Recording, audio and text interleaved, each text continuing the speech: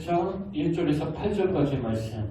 저와 여러분 한 절씩 교독하시다가 8절은 다 같이 한 목소리로 읽겠습니다. 자, 먼저 읽겠습니다. 여호와께서 마므레의 상수리 나무들이 있는 곳에서 아브라함에게 나타나시니라. 날이 뜨거울 때에 그가 장막문에 앉아있다가 눈이 뜨거운즉 사람 셋이 맞은편에 서 있는지라. 그가 그들을 보자 곧 장막문에서 달려나가 이르되 내 주여 내가 주께 은혜를 입었사오면 원하건대 총을 떠나 지나가지 마시옵고 물을 좀 가져오게 하사 당신들의 마음을 가지시고 나무 아래 주시옵소서. 내가 떡을 조금 가져오리니 당신들의 마음을 상쾌하게 하신 후에 지나가소서. 당신들이 종에게 오셨음이니이다. 그들이 이르되 내 말대로 그리하라. 아브라함이 그 장막으로 가서 사라에게 이르되 속히 모음가루 세 쌀을 가져다가 반죽하여 떡을 만들라 하고 아브라함이 또 가축대 있는 곳으로 달려가서 기름지고 좋은 송아지를 잡아 하인에게 주니 그가 급히 요리한지라. 우리 다 같이 읽겠습니다. 시작. 아브라함이 옮긴 젖과 우유와 하인이 요리한 송아지를 가져다가 그들 앞에 차려놓고 나무 아래 모셔섬에 그들이 먹으니라. 아멘. 할렐루야. 반갑습니다. 함께 인사 나누길 원합니다. 참 잘 오셨습니다. 주님의 이름으로 축복합니다.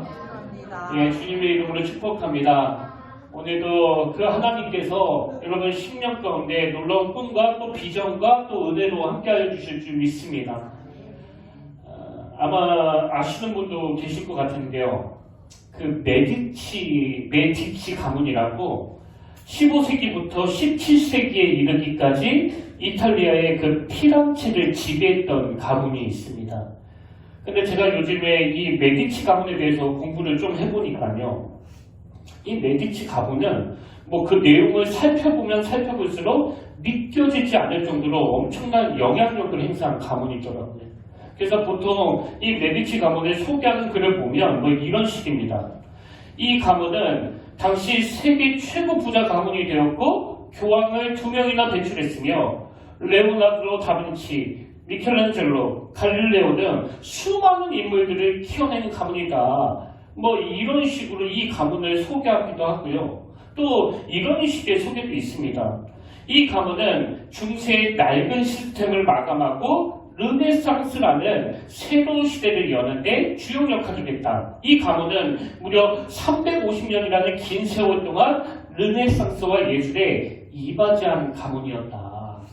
그러니까 이 메디치라는 가문을 두 갈래로 막 엄청난 가문이라는 걸 강조하는데 한 갈래는 어마어마한 인물들을 배출한 가문으로 소개하고 있고요. 그리고 또 한 갈래는 거대한 중세의 그 낡은 시스템을 마감하고 르네상스 시대를 여는데 굉장히 큰 역할을 행사한 가문이라는 겁니다. 근데 사실 제가 이 메디치 가문에 대해서 관심을 갖는 포인트는 좀 그 다른 데에 있는데요. 이 사람의 마음을 얻는 법 이런 제목의 책에 보니까 이 책의 부제가 350년 동안 세상을 지배한 메디치 이야기 이렇게 되어 있더라고요. 그래서 제가 이 책 제목과 부제를 가지고 또 제 관심사를 엮어보니까 이 가문이 이렇게 요약이 되는 겁니다. 메디치 가문이 무려 350년 동안 세상을 지배할 수 있었던 것은 사람의 마음을 얻었기 때문이다. 그리고 실제적으로 이 책 소개글에도 똑같은 내용이 나옵니다. 사람의 마음을 얻는 자 모든 것을 얻는다. 근데 제가 왜 이 메디치 가문에 대해서 관심을 갖게 됐는가 하니까요. 이 사람의 마음을 얻는 자 모든 걸 얻는다. 이 정신이야말로 예수님이 우리에게 가르쳐 주시는 그 기독교의 핵심 정신이거든요. 그래서 제가 한 주 내내 이 메디치 가문에 대해서 뭐 관련 서적도 읽어보고 또 자료도 찾아보는 시간을 가졌는데요. 이 사람의 마음을 얻는 법 이 책에서 이 저자가 이 메디치 가문의 창업자가 가졌던 철학을 그 두 가지 사자성어로 요약을 해놓았는데 이게 저에게 굉장히 마음에 와닿더라고요.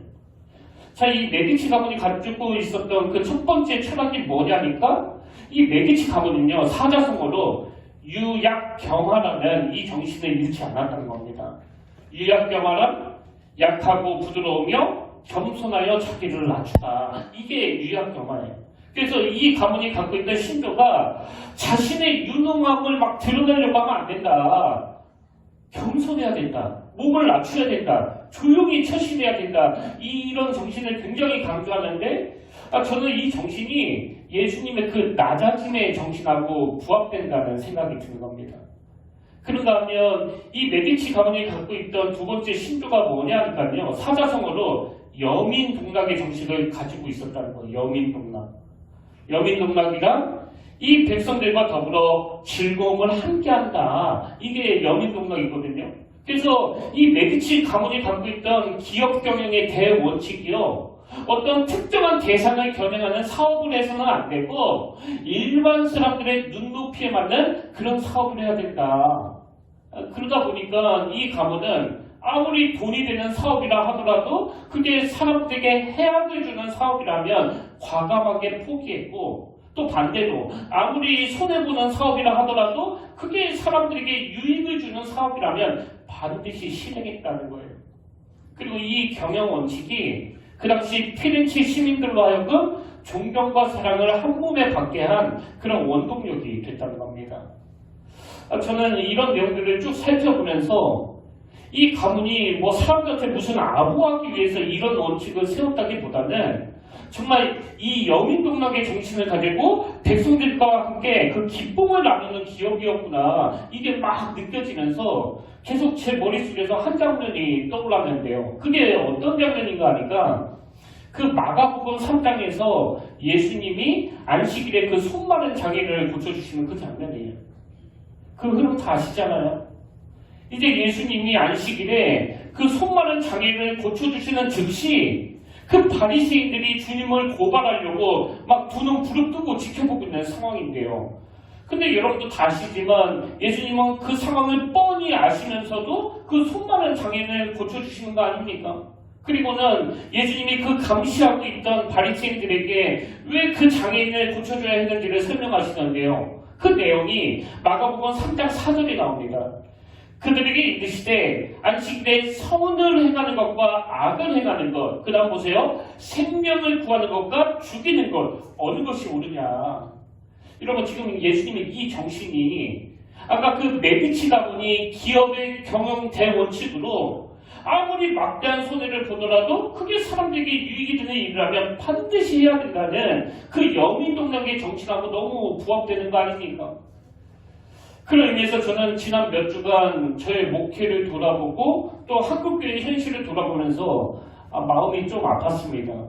왜 그런가 하니까 지금 모든 전문가들이 이구동성으로 이 한국교회의 위기를 외치고 있으니까요. 그 위기라는 게 뭐예요? 사람들이 우리 기독교를 외면한다는 거예요. 이제는 사람들이 기독교에 대해서 더 이상 매력을 못 느낀다는 겁니다. 그래서 지금은 뭐 전도도 잘 안 될 뿐더러 청년들은 더 민감하게 반응해가지고 큰 교회, 작은 교회 할 거 없이 중등부, 고등부, 청년부, 대학부가 다 죽은 상태거든요. 저는 이 기독교가 사람들에게 외면을 받게 된 그 첫 출발이 바로 이 예수님의 정신을 놓쳐버리기 때문이라고 생각해요. 여러분 예수님의 근본 정신이 뭐예요? 사람을 살리는 거, 사람에게 관심을 가지는 거, 사람을 옳은 길로 인도하는 거, 이거 아닙니까? 그리고 이게 기독교의 핵심 가치인데 한국교회가 70년대 막 급성장을 하면서 거기에 독서도 같이 들어온 거예요. 뭐 처음부터 그랬을 거라고는 생각하지 않지만 이제 사람들이 교회로 막 몰려드니까 그 숫자가 중요해지는 거거든요. 숫자가. 그래서 지금도 제가 그 오래간만에 목사님들을 만나면요. 저한테 꼭 묻는 이야기가 이거예요. 지금은 몇 명이나 출석해? 얼마나 늘어서 오래? 물론 제가 걱정이 되니까 그런 질문을 하시는 건데요. 그러나 지금 목회자들의 초점이 이 숫자에 쏠려 있다는 건 뭐 부인할 수 없는 거 아닙니까? 그럼 숫자에 관심을 가지는 게 왜 위험하느냐? 이 숫자에 관심을 가지는 그 순간 사람에 대한 관심이 죽거든요. 여러분 우리 평택교회 몇 명이 모입니다 그랬을 때 이 몇 명이라는 그 수치 안에 사람이 보입니까? 그냥 숫자에 불과한 거 아닙니까? 그래서 교회가 어느 순간부터 사람이 별로 중요해지지 않고 숫자가 중요하고 그 숫자를 담을 수 있는 큰 건물, 그 규모가 중요해지면은요, 그때부터 사람은 그 규모를 채우기 위해 동원된 도구에 불과해지는 거예요. 그렇기 때문에 우리 기독교가, 우리 한국교회가 이 위기로부터 벗어날 수 있는 유일한 대안은요, 딱 하나예요. 사람을 살리는 일에 모든 걸 거시고 사람의 관심을 가지고 계시는 이 주님의 정신을 다시 회복하는 겁니다. 주님은 그날이 안식일이라 할지라도 또 이것 때문에 고발당한다 할지라도 그 영혼을 너무 사랑하기 때문에 그 수많은 장애인의 아픔을 외면할 수 없는 거거든요. 그래서 저는 오늘 본문을 이런 관점으로 우리가 함께 살펴보기를 원하는데요. 자, 오늘 본문 창세기 18장 1절에 보십시오. 여호와께서 마므레의 상수리 나무들이 있는 곳에서 아브라함에게 나타나시니라. 날이 뜨거울 때에 그가 장막문에 앉아있다가, 여러분 지금 하나님께서 아브라함에게 나타나시는 건요, 뭐 사실 아브라함 입장에서 하나도 이상할 게 없는 사건이거든요. 왜냐하니까 우리가 예전에도 이 창세기 말씀을 나누었지만 하나님은 아브라함 부부를 소중히 여기시고 또 관심을 가지고 계시기 때문에 뭐 직접 나타나신 적도 있고 또 말씀으로 임하신 적도 있고 또 그 천사를 보내신 적도 있습니다. 그래서 하나님이 아브라함에게 나타나시는 이 내용이 나오는 1절은 뭐 별로 특이한 내용이 없는데요. 2절부터 굉장히 독특한 내용이 나옵니다. 자, 하나님이 나타나셨는데 2절을 보십시오. 아브라함이 눈을 들어 본즉 사람 셋이 맞은편에 서 있는지라. 지금 하나님께서 어떤 모습으로 나타나셨다고요? 사람의 모습으로 나타나셨어요. 그것도 나그네의 모습으로 나타나셨습니다. 그러니까 지금 아브라함 앞에 그 한낱 뜨거운 땡볕을 맞으며 걸어온 나그네 세 사람이 나타나는데 뭐 그 중에 한 분이 하나님이시기 때문에 잘 대접한 게 아니고요. 하나님이 나그네의 모습으로 나타나셨기 때문에 아브라함은 지금 이분이 하나님인지 모르는 상황이에요. 이게 그 굉장히 독특한 상황이거든요. 그럼 이런 질문을 할 수 있잖아요. 그럼 왜 하나님은 이런 독특한 방법으로, 그것도 한낮 가장 더운 시간에 땀에 찌들어 있는 그런 지친 나그네의 모습으로 나타나시는가? 여러분, 우리가 이 질문에 대한 답을 알려면요, 저는 이 1절을 좀 유의해서 봐야 된다고 생각하는데, 자, 1절을 다시 보십시오. 여호와께서 마므레의 상수리 나무들이 있는 곳에서 아브라함에게 나타나시니라. 지금 우리말 성경에는 그 생략된 부분이 있거든요. 그래서 이 부분을 원어로 보면 이렇게 되어 있습니다. 그리고 하나님께서 아브라함에게 나타나셨다. 여러분, 이 그리고라는 접속사가 뭘 의미하는지 다 아시잖아요. 바로 앞에 어떤 내용하고 연관이 있다는 거 아닙니까?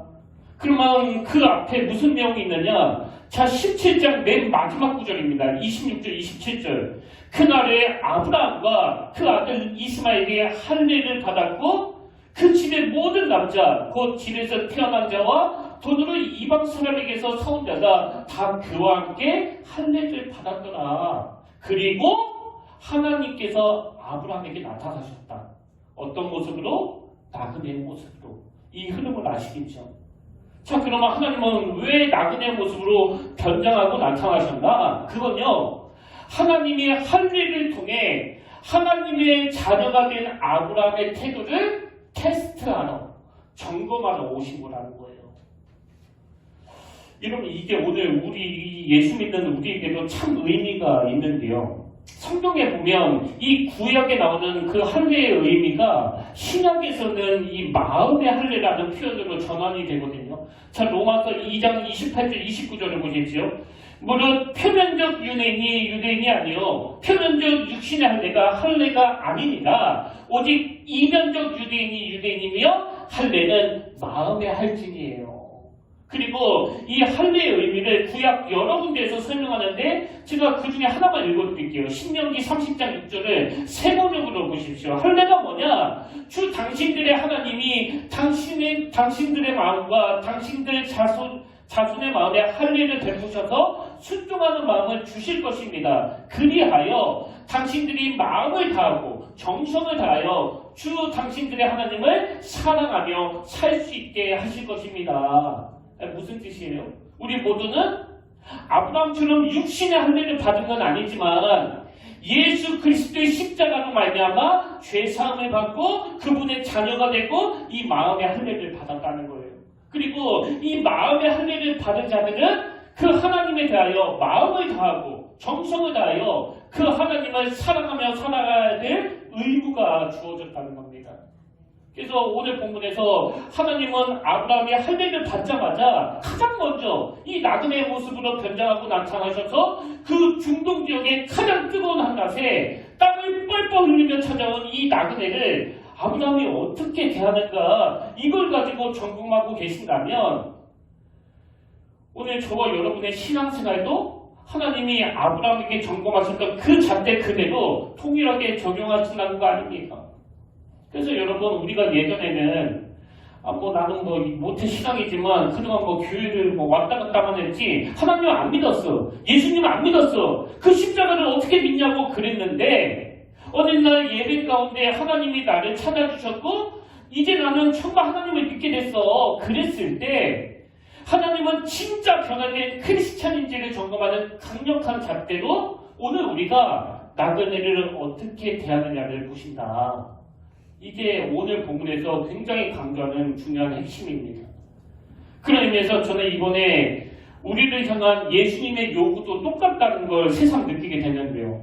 자, 에베소서 5장 22절을 보십시오. 아내들이여 자기 남편에게 복종하기를 춥게 하듯 하라. 또 25절 남편들아 아내 사랑하기를 그리스도께서 교회를 사랑하시고 그 교회를 위하여 자신을 주신같이 하라. 여러분 이게 뭘 의미하는 거예요? 나그네를 대할 때뿐만 아니고 예수 믿는 가정에서 결혼을 했을 때 어떻게 하라고요? 내 아내를 내 남편을 죽게 하듯 환대하라는 거예요. 환대. 정성을 다하여 섬기라는 겁니다. 그래서 무슨 여자가 더 섬겨야 된다, 남자가 더 섬겨야 된다 그런 소리 하지 마시고 정말 내 아내가 내 남편이 오늘 본문에 빗대어 말하면 변장하고 찾아온 예수님일지도 모른다. 이 정신을 가지고 섬기라는 거예요.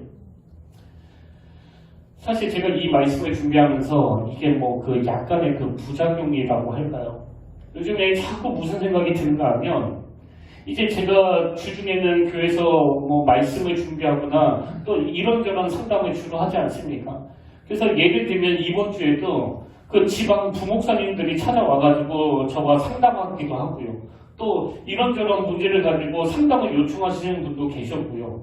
또 매일매일 그런 건 아니지만 제가 또 이 건물 관리인이다 보니까 이번 주에도 그 재정 감사가 있어가지고 제가 또 여러 사람들을 상대했는데요. 그분들이 여기를 다녀가시고 나면 요 근래에 자꾸 이런 생각이 드는 거예요. 내가 방금 만난 이분이 변정하고 찾아온 하나님이실 수도 있는데 내가 좀 무성의하게 대한 거 아닌가? 그래서 어떨 때는요, 오랜 시간 거기에 에너지를 써가지고 목도 아프고 또 피곤하다가도 이분이 변정한 주님이실 수도 있다 그런 생각을 하면 정신이 번쩍 드는 거 아닙니까? 이게 제가 이 말씀을 계속 묵상하면서 겪는 부작용인데요. 제가 왜 이 말씀을 드리는가 하면은요, 우리가 이 사람을 대하고 사람을 상대할 때 그리고 아내를 대하고 남편을 대할 때 죽게 하듯 하라. 이 정신으로 하자는 거거든요. 골로새서 3장 23절도 마찬가지입니다. 무슨 일을 하든지 마음을 다하여 죽게 하듯 하고 그 다음 보세요. 사람에게 하듯 하지 말라. 그런 의미에서 저는 내년 우리 평택교회 표어를 환대가 넘치는 교회, 환대가 넘치는 공동체 이렇게 정의하는데요. 여러분 우리가 그동안 이 예배를 통하여 하나님으로부터 많은 은혜를 누렸다면 그 주변 사람들을 대하는 우리의 태도도 달라져야 되는 거 아닙니까? 저는 정말 우리 평택교회가 그리고 마음의 할례를 받은 저와 여러분이 사람을 소중히 여기고 사람에게 관심을 주셨던 이 주님의 정신을 삶에서 구현해내므로 말미암아 이 하나님의 테스트에 무사히 통과하는 아브라함처럼 믿음의 성도님들 되시기를 주님 이름으로 축복합니다. 내년에 우리가 이 목표를 가지고 한번 달려가 보자는 거예요. 그래서 아무것도 안 하는 것보다는 할 수 있는 데까지 섬기고 할 수 있는 데까지 대접하면서 그 메디치 가문이 갖고 있었던 예수님의 근본 정신으로 사람을 소중히 여기고 사람을 옳은 길로 인도하는 여기에 우리가 온 마음을 집중해 보자는 겁니다. 이런 맥락에서 저는 오늘 본문에 나오는 아브라함이 너무나 부러웠는데요. 왜냐 하니까 우리가 같이 이 본문을 읽어봤지만 아브라함은 이 하나님의 테스트에 그냥 통과하는 정도가 아니에요. 아주 우수한 성적으로 합격하는 거 아닙니까? 다시 한번 확인해 볼까요? 자, 그 변정하고 찾아오는 하나님을 대하는 이 아브라함의 태도를 한번 보십시오. 본문 2절. 눈을 들어본즉 사람 셋이 맞은편에 서 있는지라 그가 그들을 보자 곧 장막문에서 어떡합니까? 달려나가 영접하며 몸을 땅에 굽혀. 아까도 제가 말씀드렸지만 지금 아브라함은요 그 셋 중에 한 분은 하나님이시다 그래서 한 게 아니에요. 그럼 왜 막 달려갔느냐? 할례를 받은 자에게 있는 하나님의 자녀가 된 자들에게 있는 이 사람을 귀하게 여기는 태도가 이 아브라함 삶 가운데 배어 있는 거거든요. 그래서 아브라함이 그 중동 지역의 가장 뜨거운 날씨에 막 땀을 뻘뻘 흘리면서 찾아온 그 낯선 새 나그네를 막 온 정성을 다해서 섬기는 거 아닙니까? 그 다음 6절을 보십시오. 아브라함이 급히 장막으로 가서 사내에게 이르니 속히 급히 고운가루 3쌀을 가져다가 반죽하여 떡을 만들라. 그리고 7절 아브라함이 또 가축대 있는 곳으로 달려가서 기름지고 좋은 송아지를 잡아 하인에게 주니 그가 급히 요리한지라. 저는 내년 우리 평택교회 성도님들의 모습이 오늘 본문에 나오는 아브라함의 모습이기를 바랍니다. 이미 여러분이 하나님을 뜨겁게 사랑하고 잘 섬기는 그 모습은 보여주고 계시고요. 비록 나그네의 모습으로 변장하고 오신 이 하나님을 알아보지 못한 아브라함이지만 지금 땀을 뻘뻘 흘리면서 지쳐있는 그 나그네에 대하여 정성을 다하여 섬기는 이 아브라함의 모습. 솔직히 말해서 저는 그동안 한국교회가 이 모습을 많이 못 보여줬다고 생각하거든요. 그래서 세상 사람들에게 하여튼 저것들은 입만 살았다고 이런 부끄러운 고백을 듣는 게 지금 한국교회의 현실인데요. 여러분 우리가 이 조롱과 비아냥을 요셉처럼 대반전으로 역전시키기 위해서 각 가정마다 한번 꿈꾸며 달려가 보자는 겁니다. 그래서 예배 드릴 때만 뭐 이웃 사랑을 외치는 게 아니라 사소하게는 우리 아파트 그 경비 아저씨한테도 또 편의점 그 알바한테도 그래서 오늘 내가 만나고 접하는 그 사람에게 넉넉한 마음으로 섬기고 선을 베푸는 이 하나님의 환대가 예수 믿는 우리들 모습 속에 자리매김하기를 바랍니다. 그런가 하면 내년 우리 평택교회는 누가 이 교회에 오든지 새 신자, 기존 신자 그리고 구분짓지 않고 서로 환영해주고 서로 축복해주면서 이곳에서 하나님의 환대를 경험하는 아름다운 교회가 되기를 원합니다. 그런 의미에서 저는 내년 우리 평택교회 2가지 목표를 세우고 오늘 여러분과 함께 나누기를 원하는데요. 새해 우리 평택교회가 구현해야 될 그 첫 번째 목표가 뭐냐니까 저는 이 구호가 한 해 내내 우리 교회에 넘치기를 바랍니다. 나무 아래에서 씻어서. 제가 본문에서 그대로 따왔는데요. 자, 아브라함이 변장하고 오신 하나님이 나그네인 줄 알고 이렇게 이야기합니다. 4절 물을 조금 가지고 오게 하사 당신들의 발을 씻으시고 나무 아래에서 씻어서. 여러분 지금 아브라함이 그 나그네들에게 나무 아래에서 씻어서 이 말을 하는 건요. 너무나 강렬한 태양볕 아래 지쳐있는 그들의 육신을 배려하는 차원에서 나온 표현이거든요. 그래서 나무 아래서 씻어서 이게 지친 육신의 피로를 막 채워주는 환대라면 우리 교회에서 난무하기를 바라는 두 번째 구호는 바로 이겁니다. 당신의 마음을 상쾌하게 하신 후에 지나가소서. 본문 5절에 그 내용이 나오지 않습니까?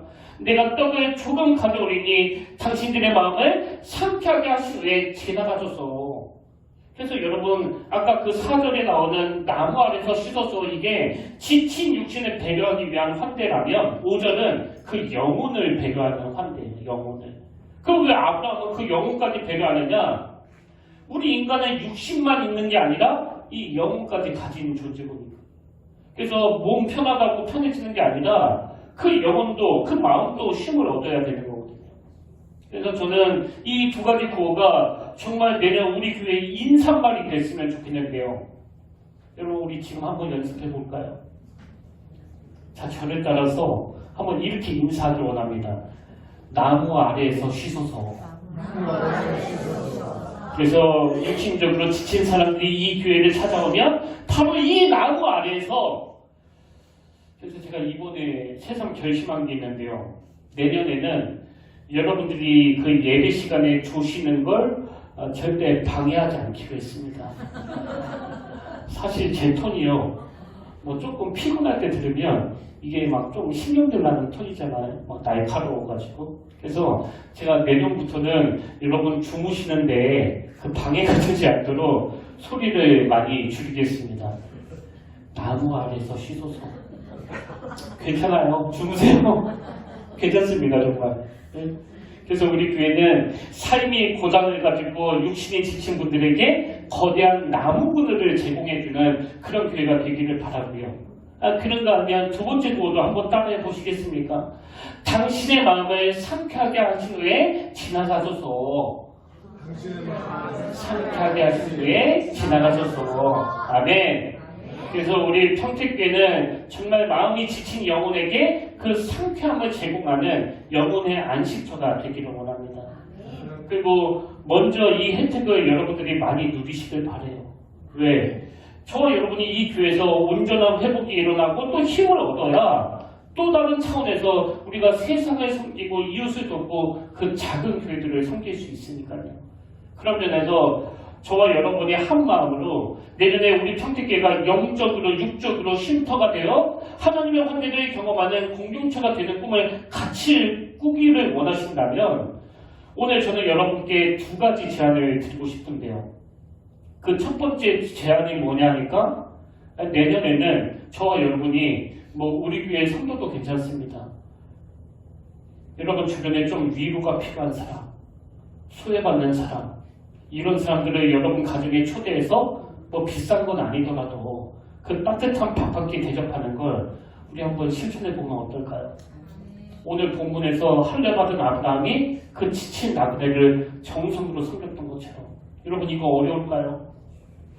저는 오늘 예수 믿는 저와 여러분을 통해서 지금 위로가 필요하고 쉼이 필요한 그들이 하나님의 환대를 경험할 뿐만 아니라 이 테스트를 통해 여러분 가정이 주님의 마음을 시원케 해드리는 이 땅에 오신 예수님의 정신을 실현하는 그런 환대의 집이 되기를 바랍니다. 그래서 요즘은 그 현대인들이 이 가정을 잘 개방하지 않는다고 하는데 내년에는 우리 교회 안에 이런 교제들이 잘 이루어져서 어지간하면 집으로 초대하고 어지간하면 차 마시러 가고 어지간하면 모여서 대화하는 이게 우리 교회 문화로 자리 잡게 되기를 주님 이름으로 축복합니다. 그러면 두 번째 제안이 뭐냐니까요. 우리 교회가 작년에 그 미자립 교회 5곳에 선교를 했는데 지난 시간에도 말씀드렸다시피 올해 그 2군데가 더 늘었거든요.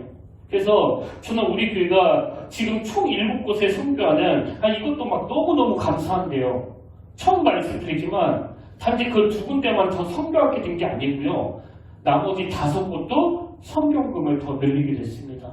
그래서 하나님 앞에서나 여러분 앞에서 예전보다 더 풍성하게 돕는 교회가 됐다는 이 보고를 할 수 있는 게 저는 하나님 앞에 너무나 감사합니다. 근데 여러분 우리 교회가 몇 교회다가 얼마나 선교하는 이게 결코 우리의 자랑이 될 수 없는 게요. 마음의 할례를 받은 자라면 또 예수 믿고 변화된 하나님의 자녀라면 사람에게 관심을 가지셨던 이 주님의 정신을 통해서 그 삶에서 증명해내야 되는 거예요.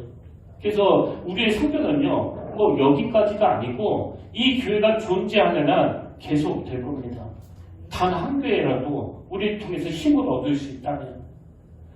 그리고 저는 예고해드린 것처럼 또 우리가 조금만 도와주면 다시 일어설 수 있는 새 교회를 위해 지금도 뭐 계속 기도하고 있거든요. 그래서 여러분들께 드리고 싶은 두 번째 제안이 뭐냐? 저는 이 가슴 벅찬 꿈을 내년에 여러분과 함께 꾸기도 원합니다.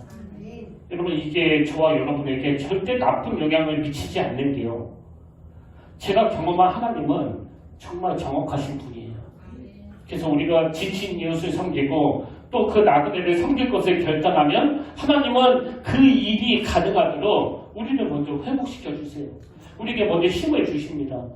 저는 내년에 우리 평택교회가 이 하나님의 시선에 따라 이 모든 꿈들이 다 이루어내기 위해서 하나님이 먼저 저와 여러분에게 로마서 5장 6절이요. 우리가 아직 연약할 때 기약대로 예수 그리스도께서 경건하지 않는 자를 위하여 죽으셨도다. 또 로마서 5장 8절 우리가 아직 죄인 되었을 때 그리스도께서 우리를 위하여 죽으심으로 하나님께서 우리에 대한 자기 사랑을 확증하셨느니라. 내년에 이 모든 일들이 가능하기 위해서 우리가 아직 연약할 때, 우리가 아직 죄인 되었을 때, 우리가 하나님의 환대를 받을 자격이 하나도 없던 그때 하나님이 우리를 얼마나 놀라운 사랑으로 거두어주시고 얼마나 환대해 주셨는가를 경험하게 하실 줄로 믿습니다. 저는 정말 여러분이 이 은혜의 감격이 회복되는 하나님의 환대를 누리는 그런 한 해를 꿈꾸시기를 바라요. 그리고 우리가 이 하나님의 환대를 경험한 다음에 하나님의 꿈을 실현시키기를 원합니다. 오늘 결론을 이렇게 믿기를 원하는데요. 우리나라에도 메디치 가문과 같은 여민동락의 정신을 가진 그 가문이 있지 않습니까? 경주 최부잣집이라고. 근데 이 경주 최부잣집에서 외쳤던 구호가 뭐냐? 백리 안에 굶어 죽는 사람이 없게 하라. 뭐 상징적이지만 저는 감히 우리 평택교회가 이 꿈을 꾸기를 원하거든요. 그래서 우리 교회가 여기 있음으로 말미암아 영적으로 육적으로 백리 안에 굶어 죽는 사람이 없게 되는 이 꿈을 저와 여러분이 함께 꾸기를 원합니다. 여러분, 하나님은 우리를 향해서 이렇게 원대한 꿈을 품고 계시는데 포장 먹고 마시고 장가가고 시집 들고 이게 어떻게 우리의 꿈이 될 수 있느냐고요. 저는 우리 모두가 먼저 이 하나님의 환대, 이 하나님의 시선을 풍성히 누리고 내년 우리 평택교회는 그 하나님의 시선을 쫓는 하나님과 함께 거대한 나무 그늘을 만들어가는 그런 아름다운 교회가 되기를 바랍니다. 그래서 우리 교회를 통하여 또 저와 여러분을 통하여 그 무거운 짐을 지느라 수고한 수많은 영혼들이 하나님의 환대를 경험하는 그런 가슴 벅찬 한 해가 되기를 주님 이름으로 축원합니다. 그런 의미에서 우리가 함께 크신 하나님께 그 간절한 마음을 담아서 이 찬양 함께 올려드리길 원하는데요. 나의 기도하는 것보다 더 응답하신 하나님. 지난주에도 말씀드렸지만 여러분, 내일 드려지는 성탄 헌금은요 전액을 하나님의 꿈에 사용될 예정입니다. 그래서 그 아들의 수술비로 밤잠을 이루지 못하고 계시는 그 목사님 가정을 위시해서 지금 하나님의 위로와 사랑이 천실이 필요한 교회에게 이 예물이 쓰여질 건데요. 여러분, 앞으로도 우리 교회가 이 귀한 일에 쓰임받기 위해서는요 우리가 먼저 그 하나님의 환대를 경험하셔야 돼요. 자격도 없는 내가 그 십자가로 말미암아 얼마나 큰 환대를 누렸는지, 그리고 우리가 기도하는 것보다 더 크게 응답하시는 그 하나님을 소망하는 겁니다. 그분을 의지하는 거예요. 이 시간 이 찬양 함께 부르실 동안에 이 크신 하나님 앞에 보다 큰 꿈을 가지고 우리 함께 달려가기를 원합니다.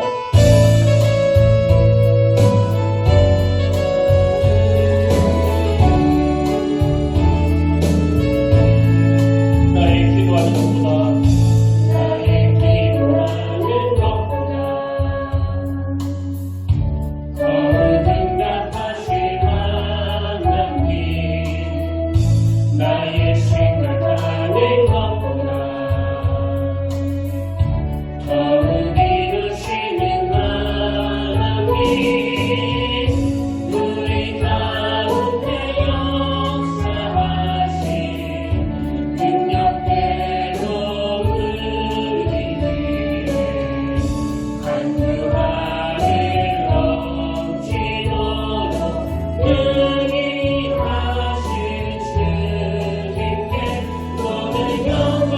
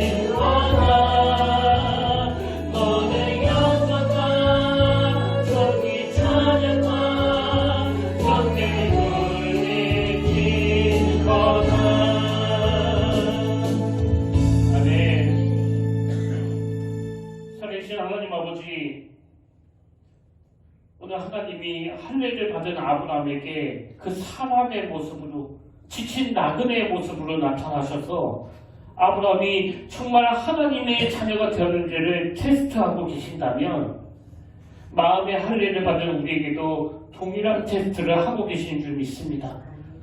아버지, 우리가 어느 상황에서도 아브라함처럼 그 테스트를 잘 통과하게 하게 해주시고, 기회가 있을 때마다 하나님의 사랑을 전할 수 있을 때마다 내가 하나님의 어떤 영적인 환대를 받았는지를 떠올릴 수 있도록 그 은혜를 허락하여 주시옵소서. 무엇보다도 내일 드려지는 성탄원금은 하나님의 사랑을 전하는 귀한 도구가 되기를 원합니다. 그동안 참 어려운 영혼 속에서도 이곳까지 인도하신 하나님께 감사하며 우리가 받은 그 환대를 아버지 흘려보내기를 원하오니, 이 귀한 예물이 사람을 사랑하시고 사람에게 관심을 가지셨던 그 주님의 마음이 전달되는, 그래서 그 절망의 자리에서 다시 일어나 힘을 낼 수 있는 능력의 도구가 되게 하여 주시옵소서. 그렇게 일하여 주실 주님께 감사드리옵고, 이 모든 말씀 사랑이 많으신 예수님 이름으로 기도드립니다. 아멘. 이제 우리 다 자리에서 일어나셔서 파송 찬양으로 이 찬양 함께 부르고 예배를 마무리하길 원하는데요. 괴로울 때 주님의 얼굴 보라. 우리가 괴로운 시기에, 그리고 어려운 시기에 이 땅에 오셨습니다. 이제 그분께 우리의 마음을 드리는 그런 시간이 되기를 바랍니다. 아버지, 하나님 아버지의 마음으로 우리 경력에서 찬양하겠습니다. 아버지 당신의 마음을 있는 곳에 나의 마음이 있기를 원해요. 아버지 당신의 눈물이 고인 곳에 나의 눈물이 고이길 원해요. 아버지 당신이 바라보는 영혼에게 나의 눈이 가만히 원해요. 아버지 당신이 울고 있는 어느 땅에 나의 눈이 가만히 원해요. 나의 마음이 아버지의 말을 따라 내 모든 뜻 아버지의 뜻이 될 수 있기를, 나의 영혼이 아버지의 말을 따라 내 모든 삶 당신의 삶을 그저 찬양합니다. 아버지 당신의 마음이 있는 곳에 나의 마음이 있기를 원해요. 아버지 당신의 눈물이 고인 곳에 나의 눈물이 고이길 원해요.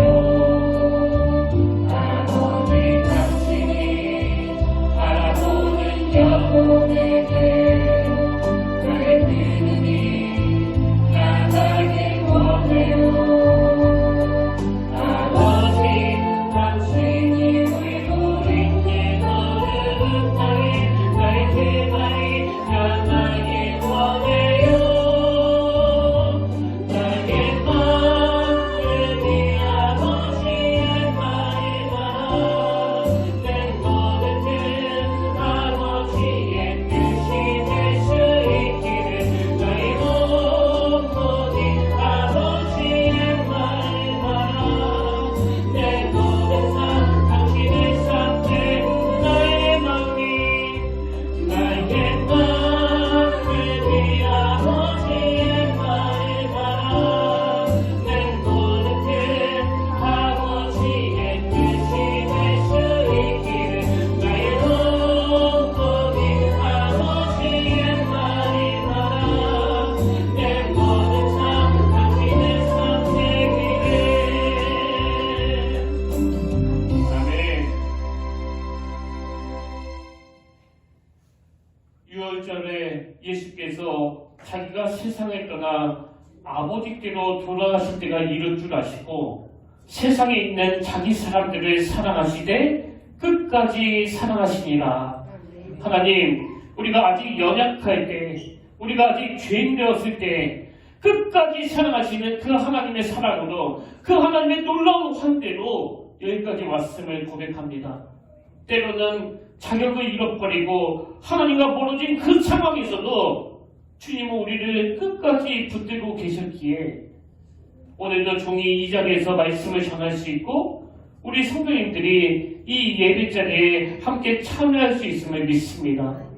아버지, 지금 모두가 지치고 모두가 피곤하고 모두가 힘든 이 시대를 살아가는 저희들에게 이 은혜의 감격이 새해에는 더 풍성히 넘쳐 흐르게 하시고 먼저 마음의 할례를 받은 우리가 하나님의 극진히 섬기고 이웃을 사랑해야 될 의무가 있는 우리가 그 은혜의 감격으로 나그네와 고아와 과부를 향해 손을 내밀고 환대를 경험하게 하는 믿음의 자녀들이 다 되게 하여 주시옵소서.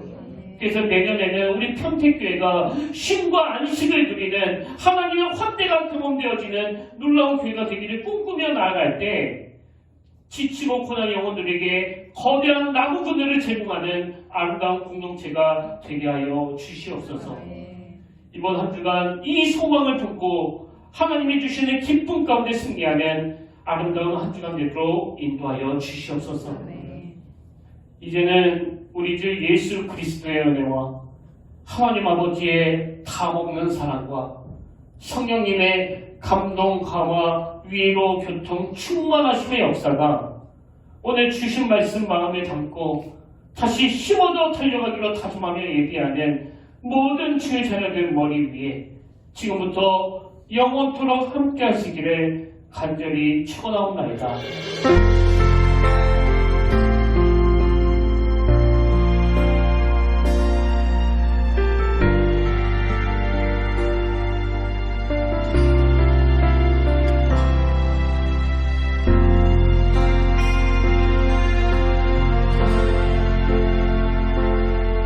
지금 서 있는 이곳에서 높임을 받으소서.